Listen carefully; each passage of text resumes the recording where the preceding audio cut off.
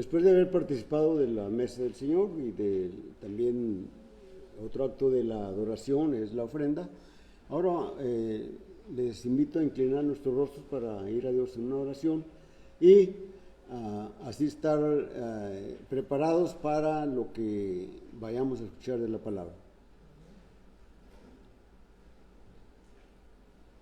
Yo quiero hacer una oración por mí y que Dios me cuide mi casa y que cuide a Jorge, Roxana, Javier y cuida a Marta porque se está portando muy mal. Me estaba hablando mi hermana que se estaba portando y que le pido a Dios que me la cuide, me la protege y sus hijos también de Martita.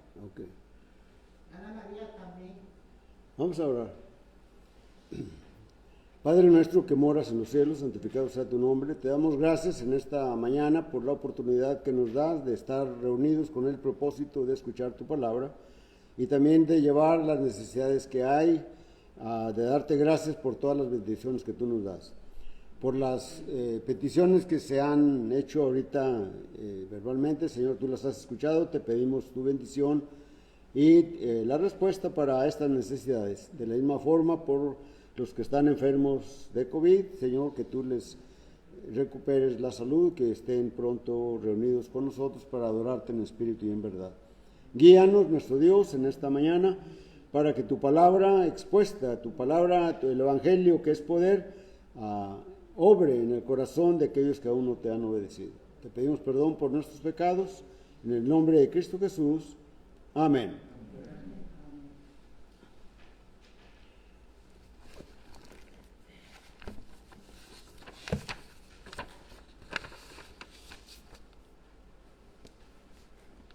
Cuando hemos estudiado o cuando hemos leído la Biblia, tanto el Antiguo como el Nuevo Testamento,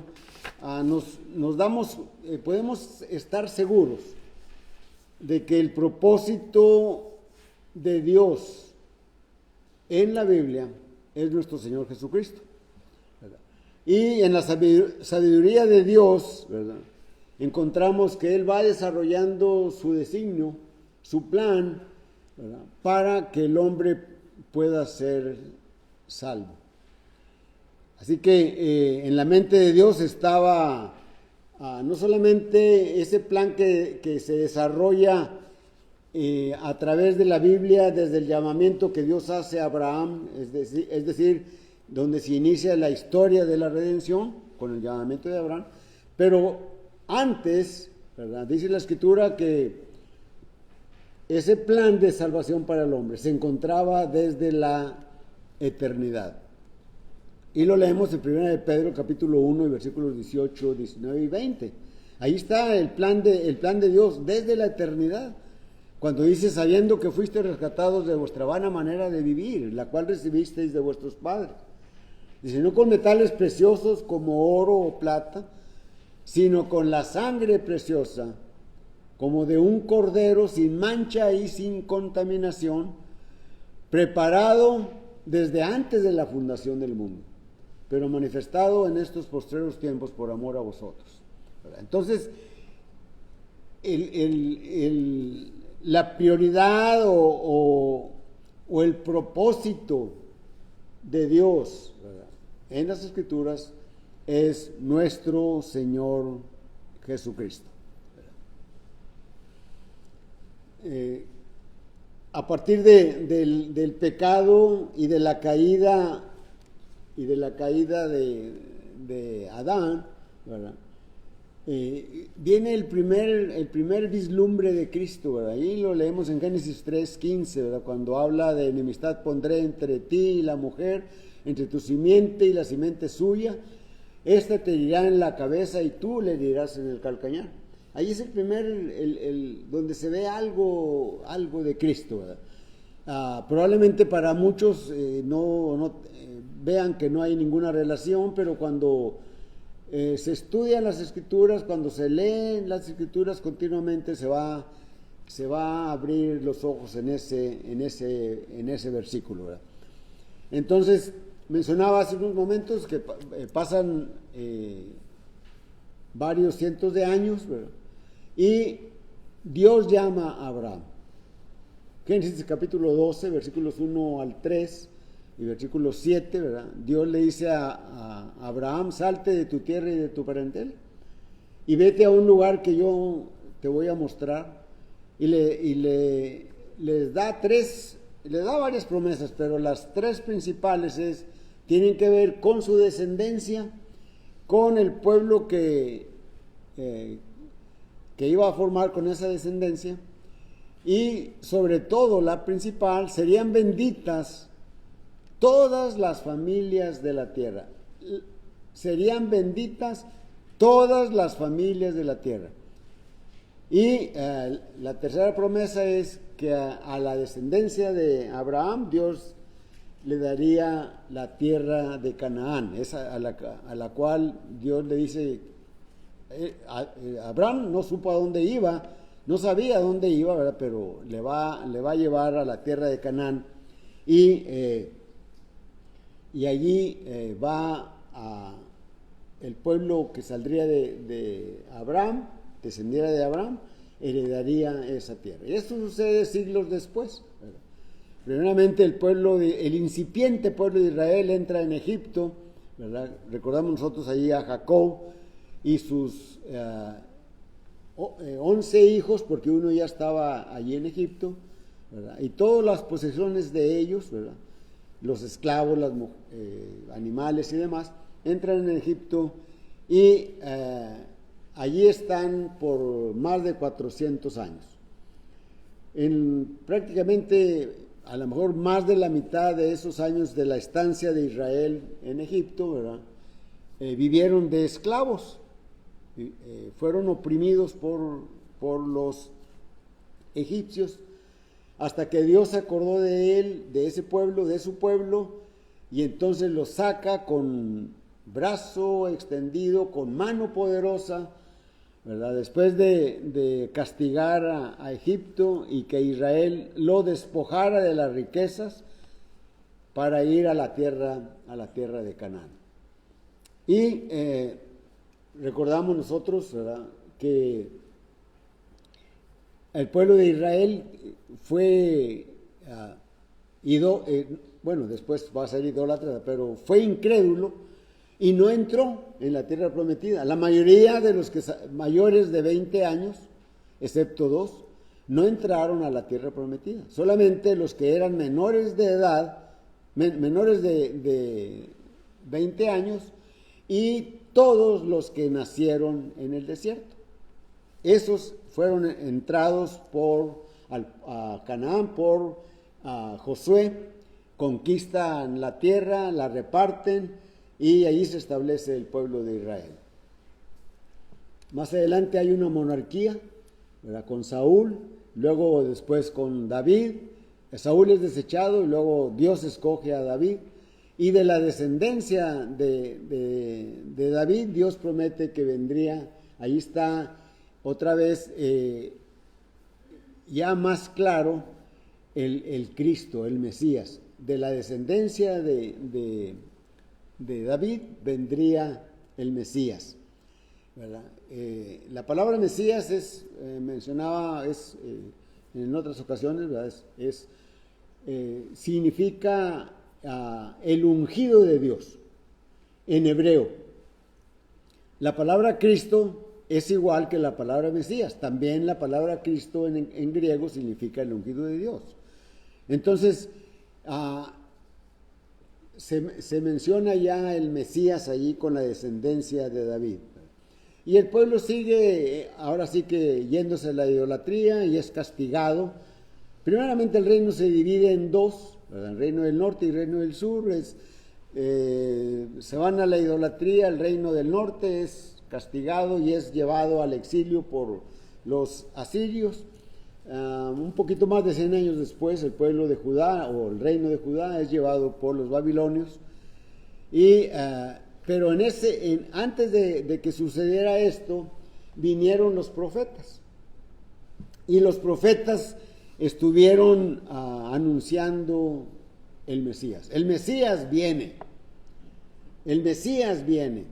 Y así estuvieron, y el pueblo de Israel esperaba el Mesías. Entonces fueron castigados, fueron llevados al exilio, y el pueblo o el reino del sur, Judá, solamente se le castigó por 70 años y luego Dios le permitió regresar a Canaán. Y se siguió anunciando el Mesías viene, pero hubo un periodo de silencio, más de 400 años, y ellos esperaban el Mesías, esperaban el reino, que ese Mesías restaurara el reino, ¿verdad? Y encontramos, ¿verdad? Y esto es todo en todo el Antiguo Testamento, ¿verdad? Luego en el Nuevo Testamento, ¿verdad? En el Evangelio de Mateo, en el capítulo 1 y versículo que mencionaba hace unos momentos, ¿verdad? En el versículo 23, he aquí que la Virgen concebirá y dará a luz un hijo y llamará su nombre Emmanuel, que traducido es Dios con nosotros, ¿verdad? Pero en el versículo 21, ¿verdad? Dice la Escritura, y dará a luz un hijo y llamará su nombre Jesús, porque él salvará a su pueblo de sus pecados, ¿verdad? Entonces encontramos ahí que el Mesías vino,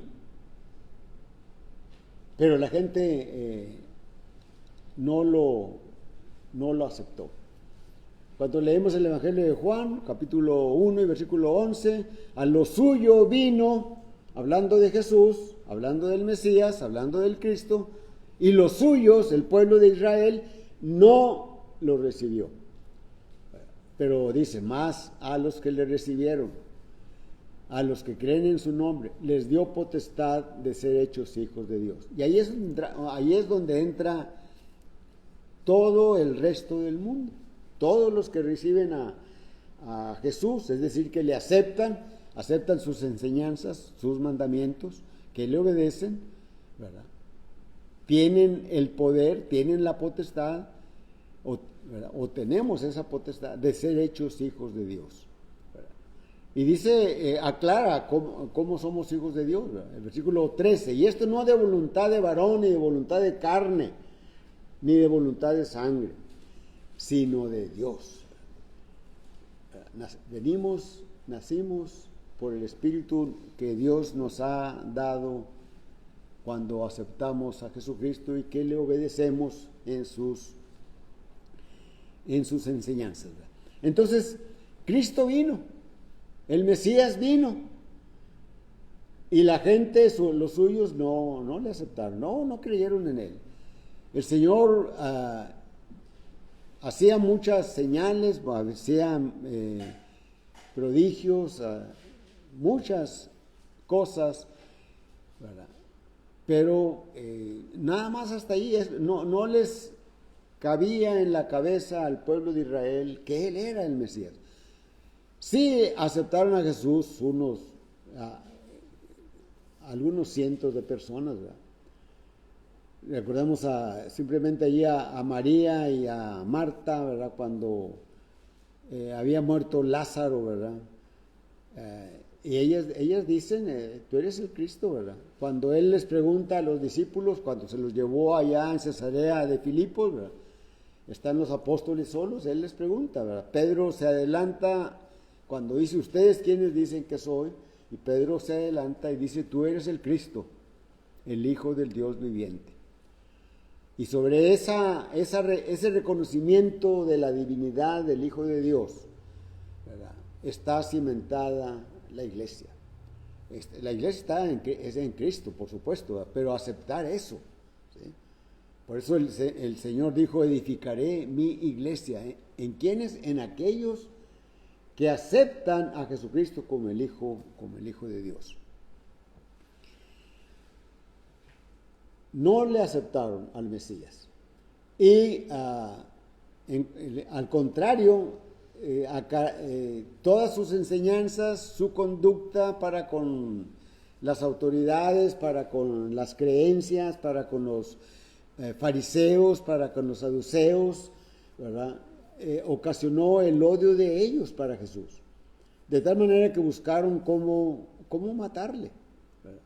Y lo aprenden, le hacen prisionero, lo juzgan, le condenan, le crucifican. El Señor muere en la cruz. Cuando muere es bajado de ella y es sepultado. Cuando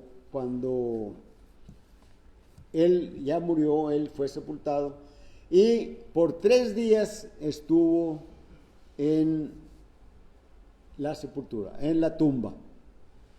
Y al 3er día el Señor le resucitó. Y apareció por 40 días. Sí, Él murió en la Pascua y 50 días después se celebraba la fiesta de Pentecostés. Entonces, Él murió en la Pascua, estuvo 3 días en la tumba. Después que resucitó, apareció por 40 días en distintas ocasiones a distintas personas, a distintos apóstoles, a varios de ellos juntos, a uno solo, etc.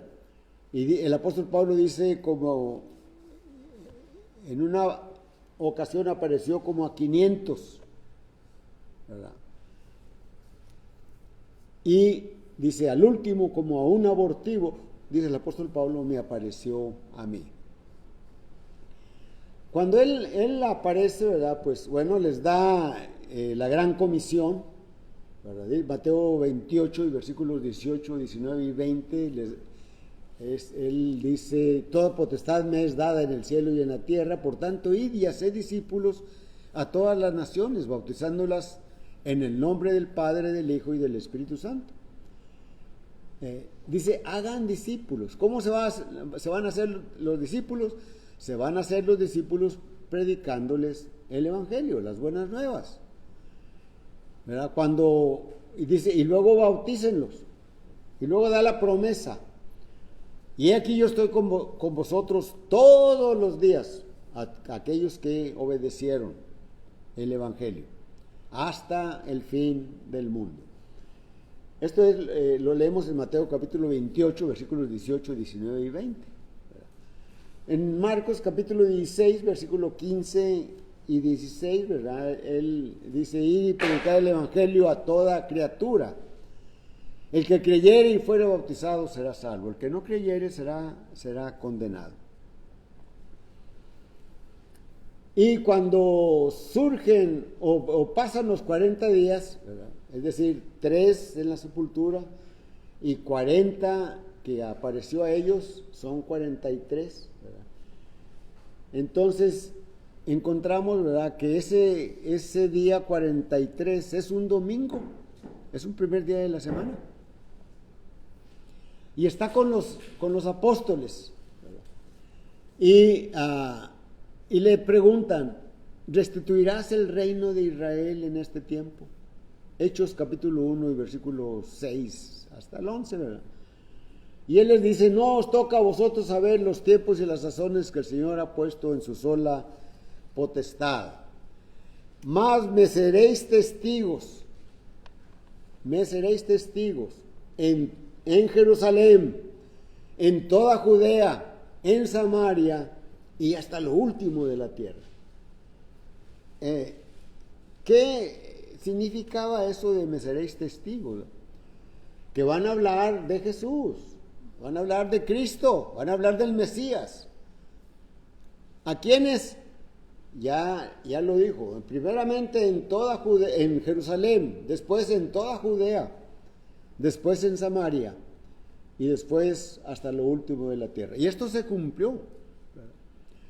Cuando leemos Hechos 8 y versículo 4, cuando es la persecución de la iglesia, no me estoy deteniendo en los detallitos, ¿verdad?, pero dice el versículo 4, y todos los que fueron esparcidos por causa de la persecución iban anunciando la palabra de Dios, el Evangelio. Por todas partes iban anunciando el Evangelio, porque esa era la responsabilidad de la iglesia. Esa era la responsabilidad de la iglesia. Pero regresándonos a Hechos 1 y 2, ¿verdad? Él les había dicho, no se vayan de Jerusalén. Ahí mismo en el versículo 10 y 11 por ahí, ¿verdad? Dice, no se vayan de Jerusalén, ¿verdad? Hasta que seáis revestidos de poder de lo alto. ¿Verdad? Y, a ver, en el versículo 7, 8. Pero recibiréis poder cuando haya venido sobre vosotros el Espíritu Santo. Y me seréis testigos en Jerusalén, en Judea, en Samaria y hasta lo último de la tierra. Entonces,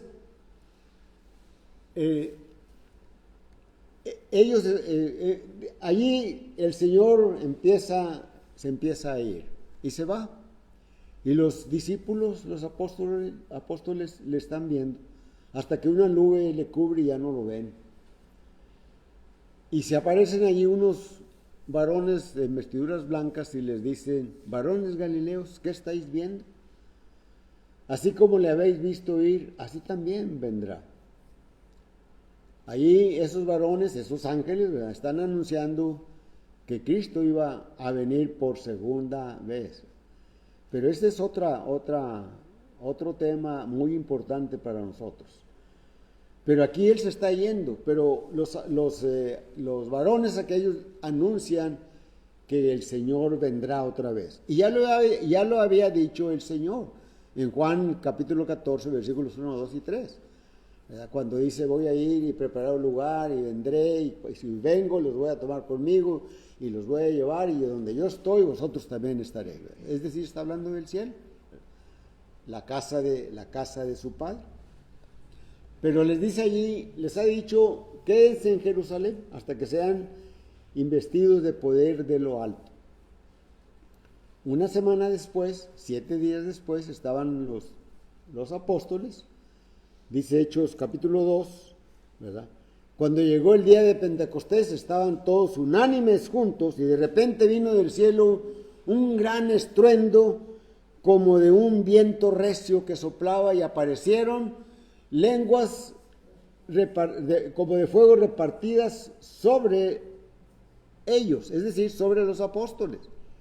Y empezaron a hablar en diferentes lenguas, las maravillas de Dios, dice el versículo 11. Porque la gente allí se asombró. ¿Cómo es que les oímos hablar en nuestra lengua que hemos nacido las maravillas de Dios? Y pues siempre no falta alguien que se burle o que critique, que esté en contra, ¿verdad? Alguien negativo y les dice, no hombre, están llenos de mosto, es decir, están ebrios. Y Pedro se levanta y dice, no están ebrios, porque es la hora novena del día. Es la hora tercera del día, perdón. La hora tercera del día corresponde a nosotros las 9 de la mañana. Y luego en el versículo 14 empieza a hablar el apóstol Pablo el sermón, pero da la introducción y habla del Antiguo Testamento y habla de los profetas, habla de los salmos, ¿verdad? Y luego en el versículo 22, empieza la predicación del Evangelio. Por primera vez se predica el Evangelio. Y el apóstol Pedro dice, varones israelitas, oíd estas palabras. Jesús Nazareno, varón aprobado por Dios entre vosotros, con las maravillas, prodigios y señales que Dios hizo por medio de él, ¿verdad?, como vosotros mismos sabéis. Y luego habla, dice, Jesús Nazareno, ¿verdad?, varón aprobado por Dios, entregado por el determinado conocimiento, por el determinado consejo y anticipado conocimiento de Dios, prendisteis y matasteis por manos de inicuos, crucificándole. Entonces está hablando del Señor, está hablando de lo que mencionábamos hace unos momentos, Cristo fue clavado en la cruz. Fue clavado en la cruz y allí murió. Pero ese era su propósito de él, morir, ¿verdad?, para pagar las deudas de la humanidad, para pagar el pecado de la humanidad, para rescatar a todos aquellos que le acepten. Ese sacrificio de Cristo, único, satisfizo a Dios. Dios quedó complacido. Dios quedó, ya no, la humanidad no me debe nada cuando te acepten a ti. Dice el profeta Isaías en el capítulo 53 y versículo 11, ¿verdad? Y verá el fruto de la aflicción de su alma y quedará satisfecho. Pablo escribe a los Corintios en la segunda carta, capítulo 5 y versículo 21, y hablando de Jesucristo, dice: al que no conoció pecado, por nosotros lo hizo pecado, haciéndonos justicia de Dios en él. Si miramos estos dos versículos de Isaías y de Isaías 53, 11 y de 2 Corintios 5, 21, encontramos allí la paga del pecado nuestro. La paga del pecado fue la muerte de Jesús. Por eso Pablo escribe en los Romanos y dice en Romanos 6, 23, la paga del pecado es muerte. Por eso el Señor vino a morir, porque la ley exigía que muriera. ¿Qué podíamos pagar nosotros? ¿Qué podría pagar el hombre? Solamente su muerte, e iríamos a la condenación eterna. Porque Dios no quedaría satisfecho con nuestra muerte. Eso es lo que merecíamos. La paga del pecado es muerte. Pero Cristo pagó con su vida la salvación nuestra. Por eso Cristo es, en toda la Biblia, es el propósito eterno de Él para salvarnos. Y el Señor, cuando antes de ascender al cielo, ¿verdad?, les dijo: van a recibir poder de lo alto. Y en ese Pentecostés, en ese domingo, ese primer día de la semana, como a las 9 de la mañana, registra Lucas la predicación del apóstol Pedro. Y les dice, les habla y les dice, ahí está la tumba del rey David, y el Cristo, el Mesías, iba a venir del rey David. Él vino a salvarnos. Él vino a salvarnos. No solamente a ellos, sino a todo el mundo. Es lo que el pueblo de Israel no entendió. No entendió el llamamiento que Dios hizo a Abraham y la promesa que Dios le hizo a Abraham. En ti serán benditas todas las familias de la tierra. Y leíamos en la clase, ¿verdad? Efesios capítulo 1 y versículo 3. Bendito sea el Dios y Padre de nuestro Señor Jesucristo, que nos bendijo con toda bendición espiritual en los lugares celestiales en Cristo. Somos bendecidos. Y la bendición es esa, que Dios nos acepta como sus hijos. Pero la salvación está supeditada a la obediencia nuestra. Cuando nosotros miramos allí ese mandamiento que da el Señor, porque es un mandamiento de Él a los apóstoles, los cuales deben de transmitirlos a las siguientes generaciones de cristianos, ¿verdad? Esta enseñanza se fue yendo hacia adelante, hacia el futuro, hasta que llegó a nosotros. Y ahora en nosotros llega también otra vez para que aquellos jovencitos o aquellos que vengan a Cristo también lo hagan, para que también prediquen el Evangelio, también hablen, ¿verdad? Hablen de Dios, ¿verdad? Por eso tenemos nosotros en el Nuevo Testamento, miramos la sabiduría de Dios. ¿Qué hay que hacer para alcanzar la salvación? Bueno, hay que obedecer a Jesucristo, ¿verdad? Hay que hablar de Cristo. Dice, leímos Hechos 8, versículo 4, y todos los que fueron esparcidos por causa de la persecución iban anunciando el Evangelio. Bueno, ¿saben ustedes? Tenemos nosotros los primeros 4 libros del Nuevo Testamento, Mateo, Marcos, Lucas y Juan, tratan, escriben, nos relatan la vida de Jesús. Y es de lo que debemos de hablar, es de lo que debemos de enseñar.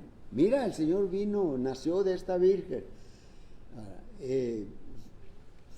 hizo su ministerio, empezó su ministerio cuando tenía como 30 años, dice Lucas, ¿verdad? Y siendo como de 30 años empezó su ministerio. Lucas 3, versículo 30 me parece, ¿verdad? Y después vinieron enemigos de él, lo condenan, ¿verdad? Lo hacen preso, lo condenan, lo juzgan, lo condenan, lo crucifican, muere, es sepultado, pero él resucitó al tercer día. Y luego nos vamos al libro de los Hechos. El libro de los Hechos, ¿verdad? Después de oír, de poder hablar de la vida de Jesús, de sus milagros, de sus enseñanzas, nos vamos al libro de los Hechos.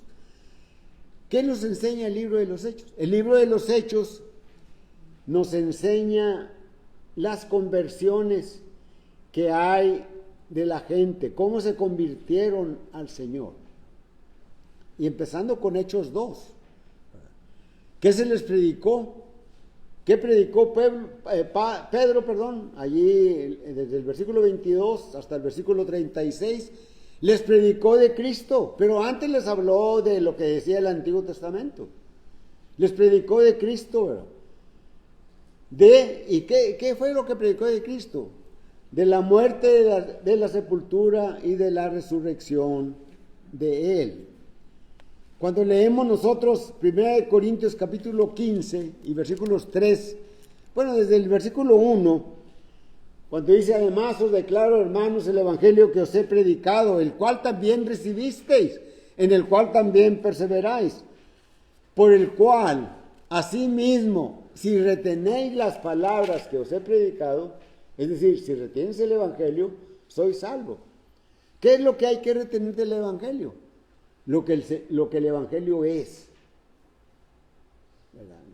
Y lo dice en el versículo 3, porque primeramente os he enseñado que el Señor Jesús murió conforme a las Escrituras, y que fue sepultado y que resucitó al tercer día conforme a las Escrituras.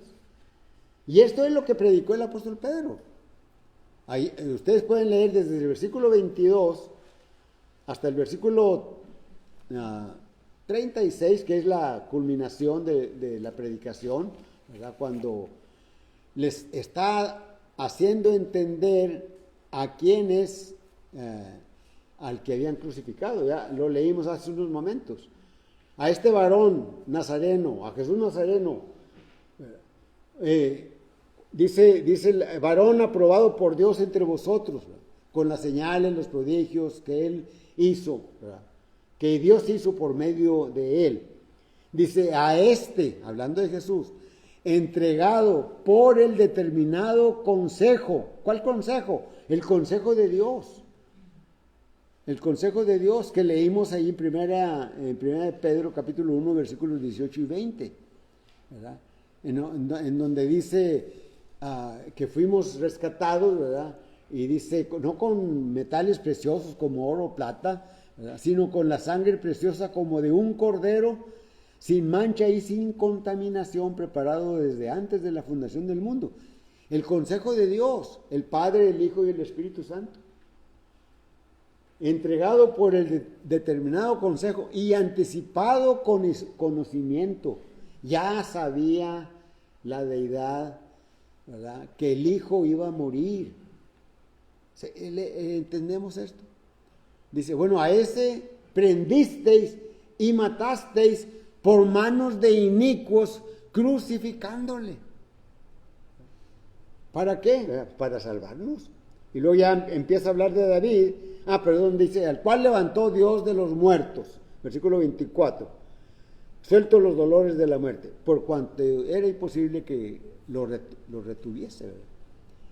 El profeta David, ¿verdad? David es profeta también, además de cantor, además de rey, además de donde viene la descendencia, el Cristo, ¿verdad?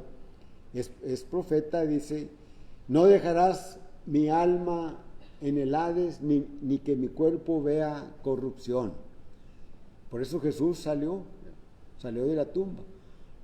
Cuando fue crucificado, las autoridades judías le dijeron a Pilatos, esto anunció, y no vayan a robarse el cuerpo, ¿verdad?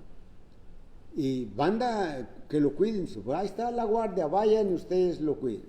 Y pusieron una piedra, una roca en la entrada, era una piedra circular. Allá en aquel dibujo feo, ¿verdad?, está como un círculo, y al fondo, ¿verdad?, está un cuerpo envuelto, es un dibujo nada más, ¿verdad? Y fueron la guardia. ¿Cuál era? Los mismos autoridades judías no sabían qué estaban diciendo, ¿verdad? Se van a robar el cuerpo. Si robaran el cuerpo, ¿verdad?, pues eso sería una estafa para los mismos apóstoles, ¿verdad? Porque ¿cómo iban a hablar de algo que ellos digan, no, el Cristo resucitó? No, pero nosotros nos llevamos el cuerpo. No. La prueba de la resurrección de Cristo es precisamente la ausencia del cuerpo de Él en la tumba. Si ustedes recuerdan el Evangelio de Juan, ¿verdad?, cuando van Pedro y Juan corriendo hacia la tumba cuando les anuncian la resurrección de Cristo, llega Juan más primero, pero se queda en la entrada de la tumba. Y cuando llega Pedro, ¿verdad?, él se mete y ve todos los lienzos con los cuales fue envuelto el Señor, allí puestos, no desbaratados, no, estaban puestos ahí. Y el sudario que le pusieron en la cabeza, puesto aparte. Y salió Pedro bien gozoso. Y entonces entró Juan y vio y creyó y se fue muy contento, porque Cristo había resucitado. Cristo resucitó. Cristo vino, Cristo murió, Cristo fue sepultado, Cristo resucitó. Y es en esa resurrección, ¿verdad?, que cuando el apóstol Pedro terminó la predicación, Hechos 2:36, ¿verdad?, sepa pues certísimamente toda la casa de Israel que a este Jesús que vosotros crucificasteis, Dios le ha hecho Señor y Cristo. Y viene la reacción de ellos. Al oír esto, compungidos de corazón, Hechos 2:37, dijeron a Pedro y a los apóstoles, varones hermanos, ¿qué haremos? Ellos están dentro de sí, ¿qué vamos a hacer? ¿Cómo se va a perdonar ese pecado tan grande que hemos hecho? Y Pedro les dice, Hechos 2:37, les da la respuesta. Hechos 2:38, perdón, les da la respuesta. Arrepentíos y bautícese cada uno de vosotros en el nombre de Jesús y recibiréis el perdón de pecados y el don del Espíritu Santo. Y dice la Escritura que como 3,000 recibieron la palabra. Dice, todos los que recibieron la palabra ¿Quiénes son los que recibieron la palabra? Los que creyeron la predicación de Pedro. Los que creyeron que él era efectivamente el Cristo y le habían dado muerte, habían aprobado la muerte de él. Y creyeron todo eso, se arrepintieron y fueron bautizados. El bautismo es necesario para la salvación, por muchas razones. En primer lugar, es un mandamiento directo de nuestro Señor Jesucristo. Y de hacer discípulos a todas las naciones. Mateo capítulo 28, versículo 19.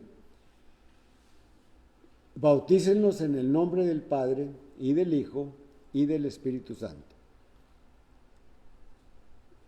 Marcos capítulo 16, versículo 16. El que creyere ¿qué? En Jesucristo, su ministerio, su evangelio, sus enseñanzas, su vida, que es el Hijo de Dios, que se despojó de su divinidad y vino a este mundo para poder pagar la deuda que el hombre nunca pudo, nunca podrá, nunca puede pagar a Dios. Por eso el profeta Isaías dice: Dios quedó satisfecho con el sacrificio de Jesús. Ese cordero, ¿verdad? Cordero que dice Pedro, ¿verdad? Como un cordero, con la sangre como de un cordero, la sangre de un cordero, ¿verdad? Preparado desde antes de la fundación del mundo. Y si recordamos, ¿verdad? Con esa sangre de Cristo, ¿verdad? Tenemos vida eterna. Somos salvos, somos del cuerpo de Él. Bueno, ese cordero que es Cristo es la realidad de aquel cordero allá en Egipto que fue inmolado, cuya sangre fue embadurnada en el dintel de la puerta y en los postes, para que el ángel, ¿verdad?, o el exterminador no entrara en la casa donde estaba la señal de la sangre. Solamente entró en las casas donde no había la señal de la sangre. Y esas fueron las casas de los egipcios. Y el pueblo de Israel, ningún primogénito murió. En cambio, con los egipcios, todos los primogénitos murieron en las casas, tanto de humanos como de las bestias. En las casas de Israel, los primogénitos de las bestias tampoco murieron, porque los protegía la sangre. Como 2000 años después,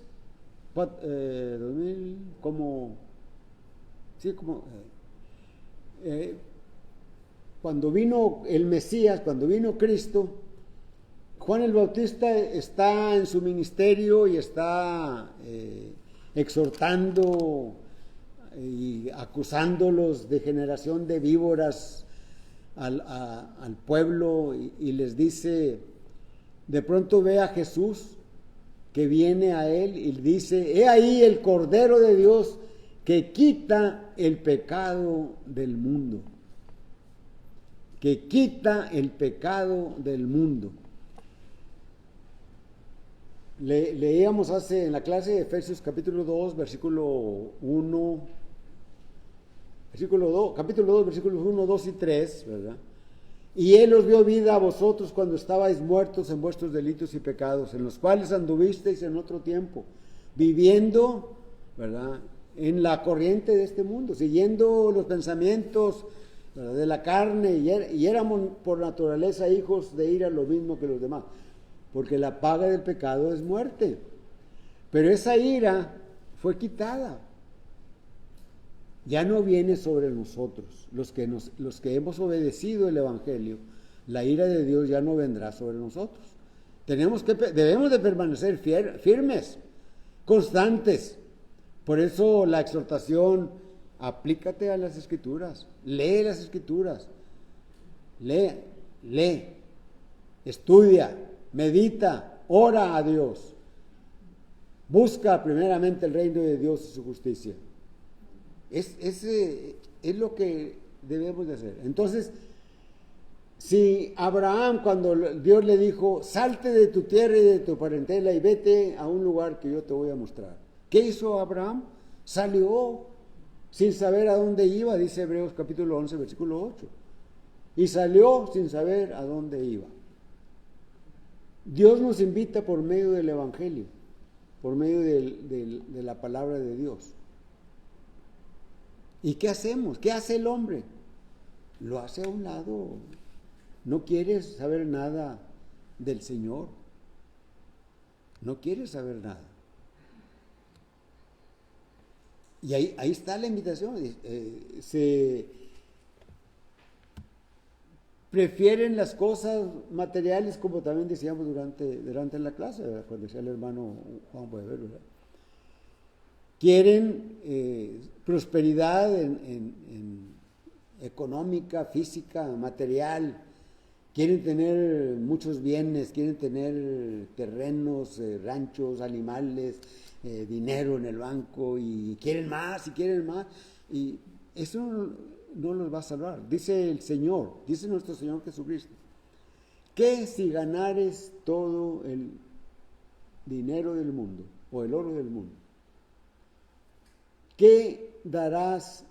¿Qué recompensa darás por tu alma? No hay nada que puedas dar. Por eso el Señor Jesucristo vino a este mundo. Y lo pone tan sencillo para el hombre. ¿Qué es lo que tiene que hacer el hombre? Creer el Evangelio, aceptar a Jesucristo, bautizarse, porque es necesario el bautismo en agua, es necesario morir al pecado. Hechos 2:38, allí está: arrepentidos y bautícese cada uno de vosotros en el nombre de Jesús y recibiréis el perdón de pecados y el don del Espíritu Santo. Recibiréis el perdón de pecados, recibiréis el perdón de pecados. Hechos capítulo 22, versículo 16. Aquel predicador llamado Ananías le dice a Saulo: Saulo, ¿por qué te detienes? Levántate y bautízate y lava tus pecados invocando su nombre. ¿Qué tiene que hacer el hombre? Obedecer. ¿Pero qué hay? ¿Qué enseñanzas hay acerca del bautismo? No es necesario el bautismo. No es necesario el bautismo para salvación. Pero está el libro de Hechos de los Apóstoles, decía hace un momento. Allí está todos los casos de conversión que podemos necesitar. Son suficientes, me parece que son como 10. Son suficientes para enseñarnos lo que hay que hacer para salvarnos.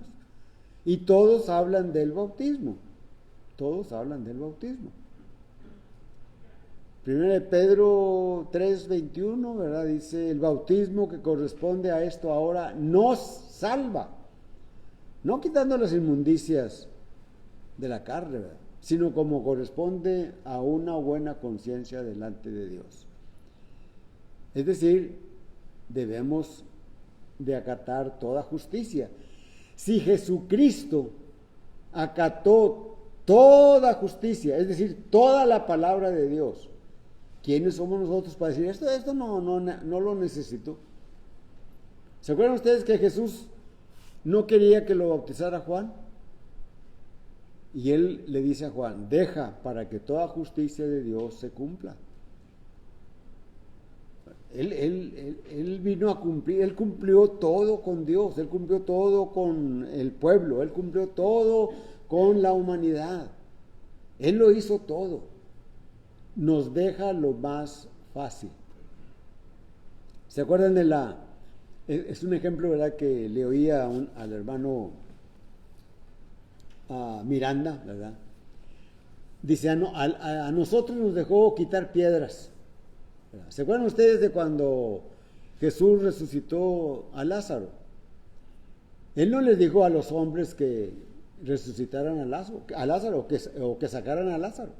Ellos dicen, no, ya quede, no. ¿Y él qué les dice? Quitar la piedra.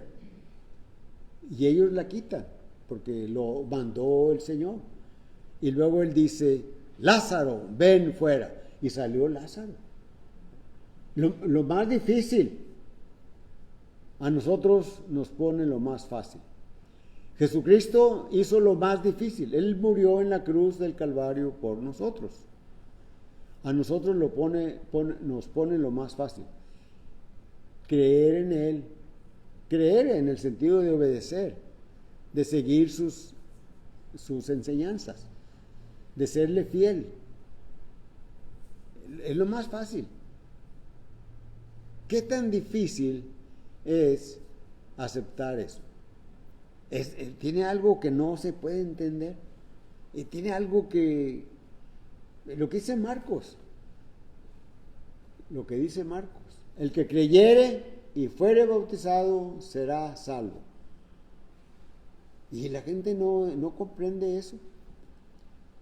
He oído predicaciones en grupos denominacionales, ¿verdad? Cuando hablan de Marcos, no mencionan el versículo 16, mencionan el versículo 15. Mencionan el versículo 15 solamente. Ir y predicar el evangelio a toda criatura, ¿verdad? Hasta allí. Pero no mencionan el que creyere y fuere bautizado será salvo. Es un mandamiento del Señor, ¿verdad? Y solamente con el bautismo se obtiene el perdón de pecados. ¿Y para qué es el perdón de pecados? Porque ya los pecados no se interponen entre Dios y nosotros. Son quitados y nos acercamos a Dios. ¿Se acuerdan lo que escribe el profeta Isaías en el capítulo 59, versículos 1 y 2? ¿Verdad? Dice, no se ha cortado el brazo de Jehová para salvar, ni se ha grabado su oído para oír. Dice, pero vuestras iniquidades han hecho división entre vosotros y ustedes. Vuestros pecados han cerrado los oídos de Dios para no oírle, para no oírlos. Dios no oye a los pecadores. Sí escucha las oraciones, ¿verdad? Y sabe el sentir, sabe lo que hay en el corazón de aquellas personas. Por ejemplo, Cornelio. Cornelio era un hombre que no estaba salvo, pero era un hombre temeroso de Dios. Era un hombre temeroso de Dios. Y era un hombre bueno. Era un hombre de carácter fuerte. Era un soldado. Y cumplía sus obligaciones, ¿verdad? Él era un centurión. Estaba asumando 100 legionarios, ¿verdad? Dice, hacía limosnas al pueblo y hacía oración a Dios siempre. Entonces todo eso, ¿verdad?, llegó a la mente de Dios, delante de la presencia de Dios, y Dios manda a Pedro para que vaya, ¿verdad?, con Cornelio y le predique el evangelio. Pero Pedro no sabe qué va a hacer. Pero el Espíritu le dice, unos hombres te buscan, desciende y no dudes de ir con ellos. Vienen, se presentan aquellos 3 hombres, ¿verdad?, con Pedro, y luego le dicen que lo que necesitan, y dice, bueno, quédense hoy esta tarde, esta noche, y mañana nos vamos. Y otro día se van, llegan a Cesarea, sale Cornelio, se inclina, se postra ante Pedro, y Pedro le levanta y le dice, yo también soy hombre como tú, ¿para qué me has hecho venir? Dice, tú nos vas a decir algo que no sabemos. Y entran a la estancia, y Pedro se sorprende cuando ve una cantidad grande de gente, ¿verdad?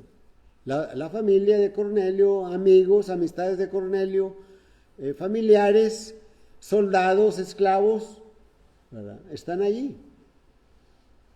Y Pedro dice, ahora entiendo la revelación que había tenido allá el día anterior, que Dios no hace acepción de personas, ¿verdad? Sino que Él, con todos aquellos que le buscan de corazón, Él va con ellos. Y les predica el Evangelio. Y les dice a los 6 acompañantes que fueron con Pedro, otros 6 cristianos, 6 judíos cristianos, ¿verdad? Y les dice a ellos, ¿puede alguno de ustedes impedir el agua para que estos se bauticen? Entonces ahí está el bautismo. Cuando miramos al carcelero de Filipos, ¿verdad? Le predicó el Evangelio, ¿verdad? Y a él y a su casa, y fueron bautizados. Lidia estuvo atenta a escuchar el Evangelio de Pablo, allá en el río, allá en Filipos, en las afueras de Filipos. Estuvo atenta. Esto que dice es importante para mí. Y se bautizó. El eunuco no entendía lo que leía. ¿Cuántas veces leemos la Biblia y no entendemos lo que leemos? ¿Qué es lo que Dios nos está diciendo? Y necesitamos que alguien nos diga, a ver, mira esto, mira esta cita. De veras, pues aquí está la respuesta. Y llega Felipe y le dice, ¿entiendes lo que lees? No sé de quién está hablando él, de él o de otro. Y le predicó el Evangelio, y luego llegan a cierta agua y dice, allí hay agua, ¿qué impide que yo sea bautizado? Mandó parar el carro, ¿verdad? Descienden al agua, se meten al agua, le bautiza, salen del agua, y aquel eunuco etíope se va feliz por su camino. Y más ejemplos de bautismo. Es necesario, el bautismo es necesario para la predicación. El bautismo es necesario en la predicación, en la respuesta de la predicación, para el perdón de pecados. Hay otras razones. Dice el apóstol Pablo en 1 Juan capítulo 5 y versículo 11, ¿verdad? Que ya también mencionamos, ¿verdad? Y este es el testimonio, que Dios nos ha dado vida eterna, y esta vida está en Jesús. Romanos capítulo 6, versículos 3 y 4 está hablando de cómo el hombre cumple el Evangelio, es decir, la muerte, la sepultura y la resurrección de Cristo. Es lo más claro que tenemos ahí. Versículo 3, ¿o no sabéis que todos los que hemos sido bautizados en Cristo Jesús, hemos sido bautizados en su muerte? Dice, porque somos sepultados juntamente con Él para muerte por el bautismo, a fin de que como Cristo resucitó de los muertos, así también nosotros andemos en vida nueva. Vida nueva. Tenemos que predicar esto, el Evangelio.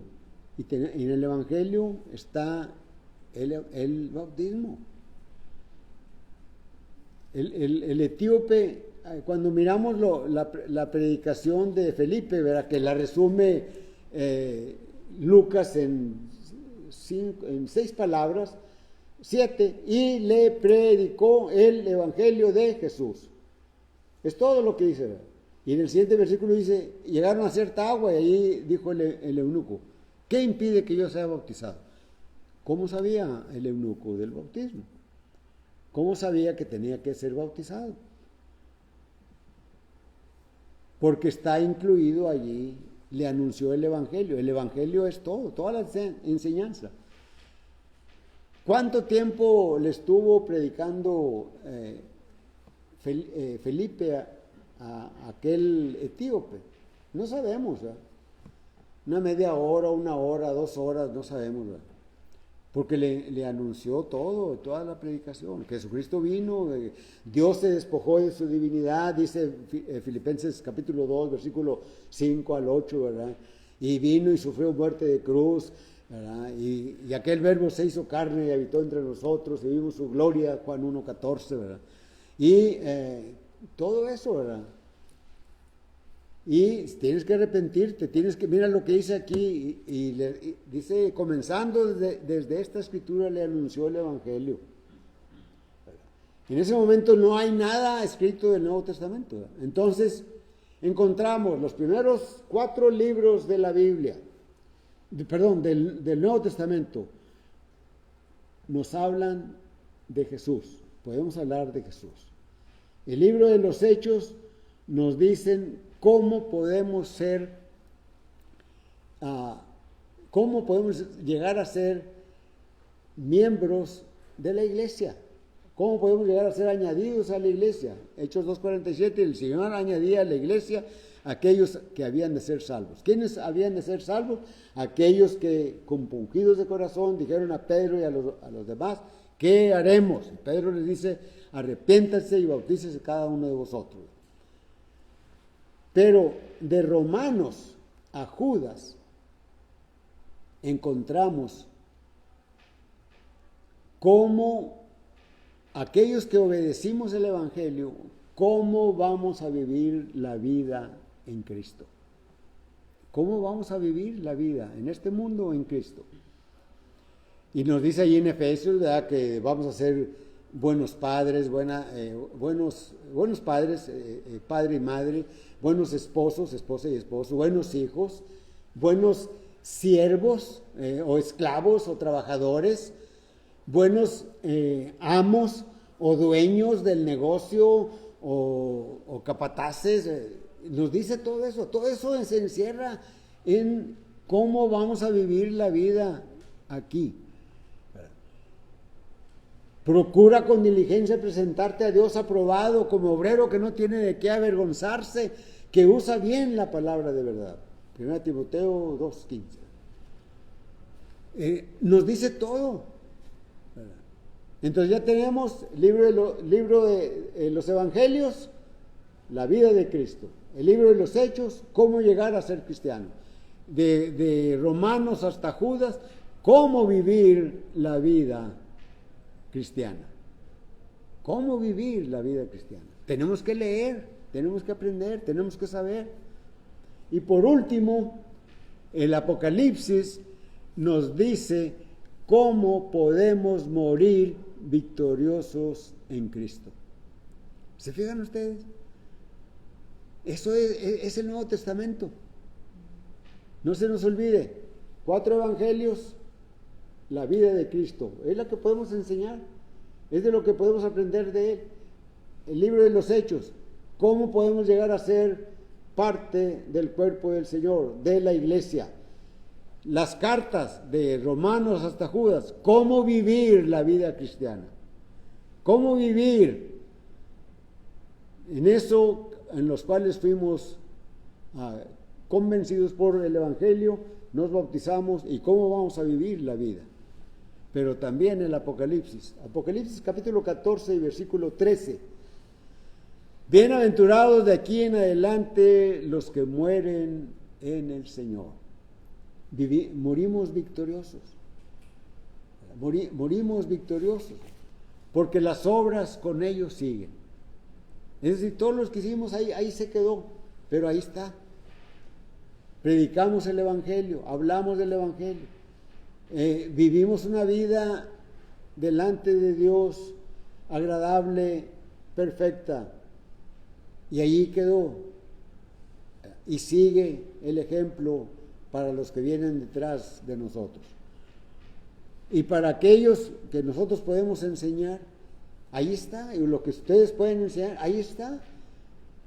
Y tendremos una muerte victoriosa en Cristo. La predicación del Evangelio es la invitación. Dios nos invita a que vengamos a que salgamos del mundo, así como Dios llamó a Abraham, salte de tu tierra y de tu parentela. Dios nos llama a que dejemos las cosas que nos estorban para seguir a Cristo. Así que cantamos un himno, pero la invitación es la predicación de la palabra.